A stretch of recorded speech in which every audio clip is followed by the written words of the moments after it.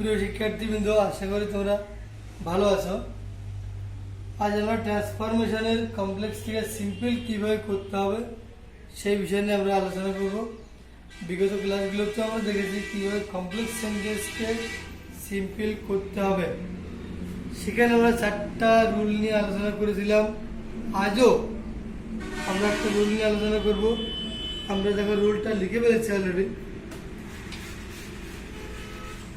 আমরা কমপ্লেক্স সেন্টেন্সে লিখেছি দ্য ম্যান ইজ সো ডাল in English that he can not get a good job.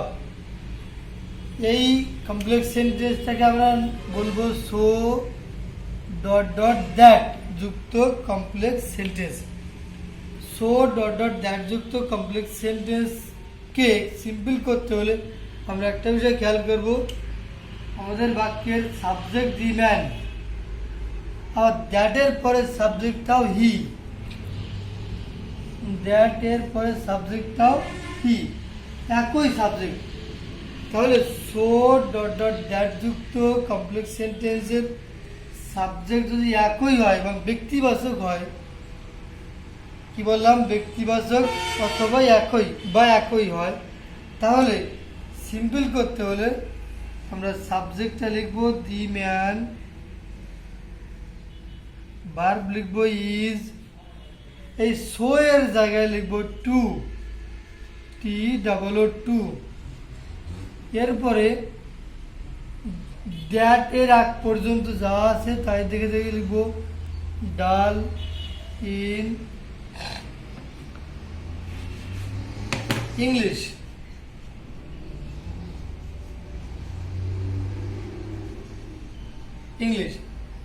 এবারে দ্যাটের বদলে আমরা লিখব অনলি টু, TO।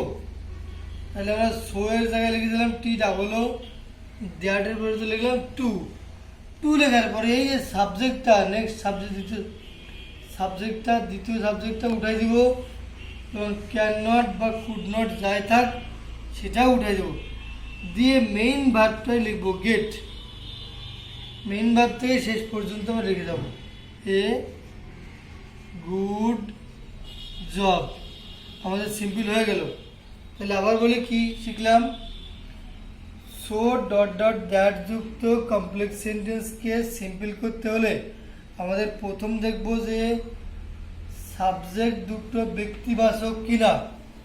যদি সাবজেক্ট দুটো ব্যক্তিবাচক হয় তাহলে আমরা প্রথম সাবজেক্টে লিখব, ভার্ব লিখব। সিম্পল করার সময় সাবজেক্ট লিখব, ভার্ব লিখব, সো এর পরিবর্তে লিখব TOO। এরপরে দ্যাট এর আগ পর্যন্ত লিখব যা থাকবে। আমাদের আছে ডাল ইন ইংলিশ, লিখলাম ডাল ইন ইংলিশ।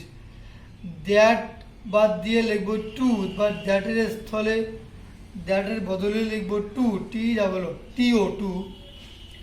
এরপরে দ্যাটের পরে যে সাবজেক্টটা, এই সাবজেক্টের প্রোনাউন, এই সাবজেক্টটা দিয়ে বাদ দিব, ক্যান নট, কুড নট বাদ দিব।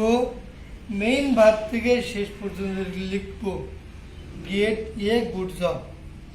তাহলে তোমরা শিখতে পারলে সো ডট ডট দ্যাট যুক্ত বাক্যকে কীভাবে সিম্পল করতে হবে। আমরা আরও একটা উদাহরণ দিব।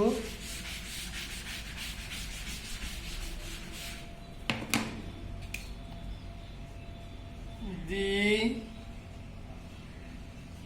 boy was so weak that he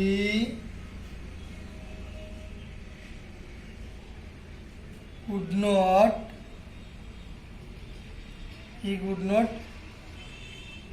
pull the load। তাহলে এখানে আমাদের complex sentence so dot dot that যুক্ত কমপ্লেক্স সেন্টেন্স। এই কমপ্লেক্স নিশ্চয়ই পারবে তোমরা। এই কমপ্লেক্স সেন্টেন্সকে আমরা যখন সিম্পল করব তখন দেখব সাবজেক্ট দ্য বয় আর হি একই কিনা। হ্যাঁ, আমাদের এখানে একই। ব্যক্তিবাচক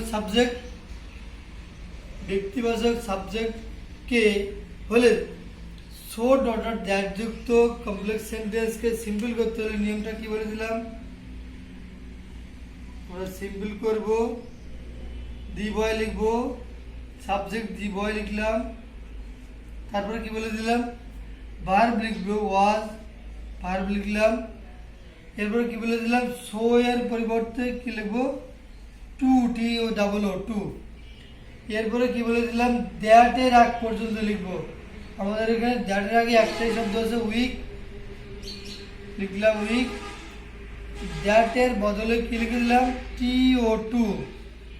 তারপরে কি বলে দিলাম দ্যাট এর বদলে টু লিখে সাবজেক্ট বাদ দিব, ক্যান নট, কুড নট যা থেকে বাদ দিব, বাদ দিয়ে মেইন ভার্ব থেকে শেষ পর্যন্ত আমরা লিখব।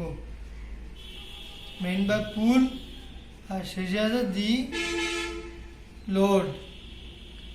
তাহলে শিক্ষার্থীবৃন্দ তোমরা শিখলে, আজকে আমরা একটা রুল নিয়ে আলোচনা করলাম, তোমরা বাসায় প্র্যাকটিস করে বারবার প্র্যাকটিস করবে।